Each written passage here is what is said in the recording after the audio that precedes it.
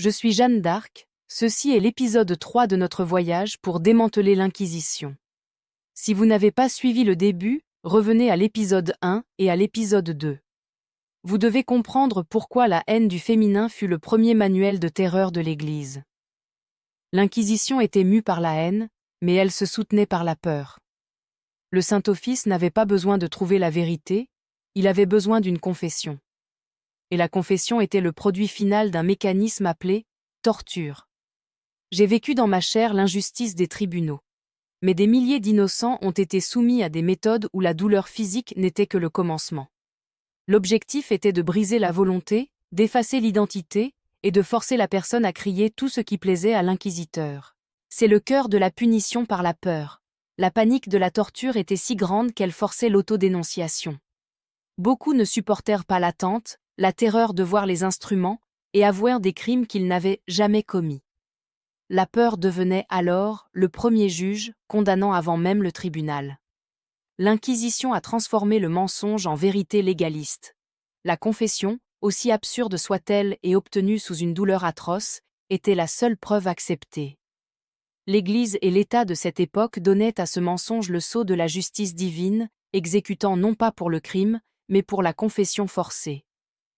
Pensez à la cruauté. Le système qui vous volait votre vie exigeait que vous mentiez pour lui donner la justification finale. Les dirigeants de cette époque, ecclésiastiques et nobles, n'étaient pas seulement complices, ils étaient les architectes de cette ingénierie sociale de la terreur.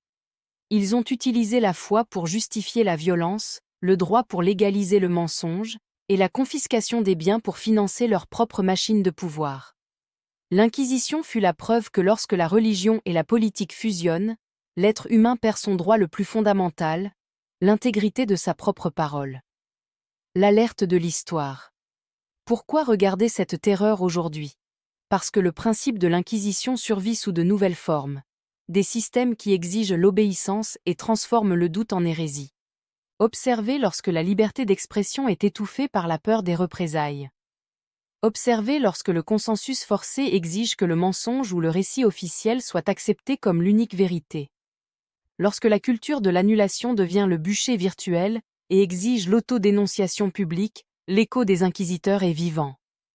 Méfiez-vous de ceux qui exigent que vous taisiez votre voix par peur.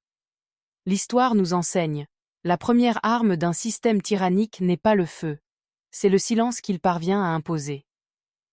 Dans notre prochain épisode, nous détaillerons la hiérarchie de l'hypocrisie. Comment les leaders de l'Inquisition se sont enrichis en volant les biens des condamnés et en créant la plus grande machine de confiscation de l'histoire. Et rappelez-vous, dans l'épisode 10, le dernier moi, Jeanne d'Arc, je donnerai mon témoignage final sur le jour où j'ai été brûlée vive.